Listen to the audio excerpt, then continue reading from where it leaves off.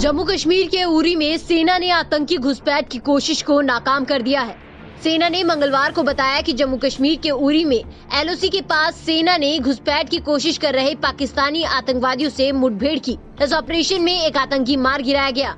वहीं 19 साल के लश्कर-ए-तैयबा आतंकी को पकड़ा गया है।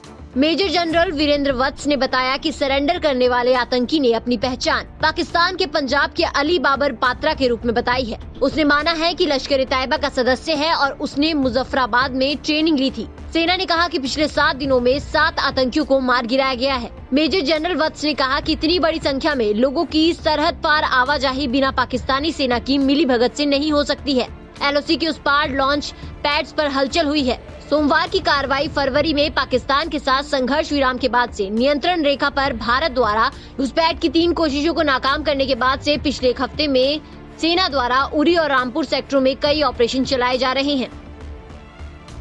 Finally, our troops homed on to these 2 terrorists who were holed up in a nala on the evening of 25th September.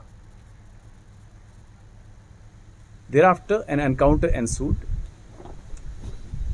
Out of these 2 terrorists, 1 terrorist was neutralized on the morning of 26th.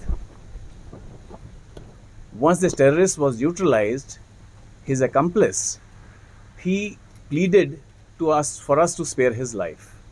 There was a lot of shouting. He asked us to spare his life.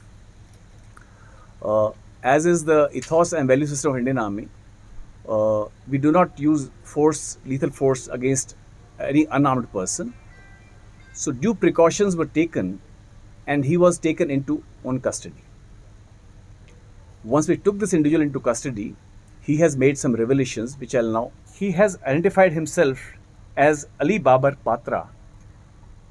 Ali Babar Patra, aged 19 years, son of late Muhammad Latif, resident of Dipalpur, district Okara, Punjab of Pakistan.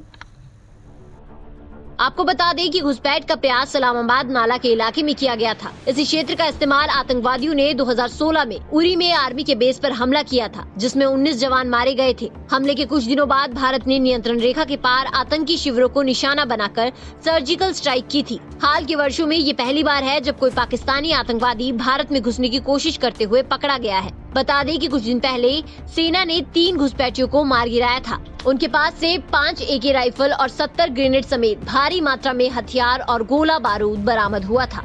News desk, daily India news.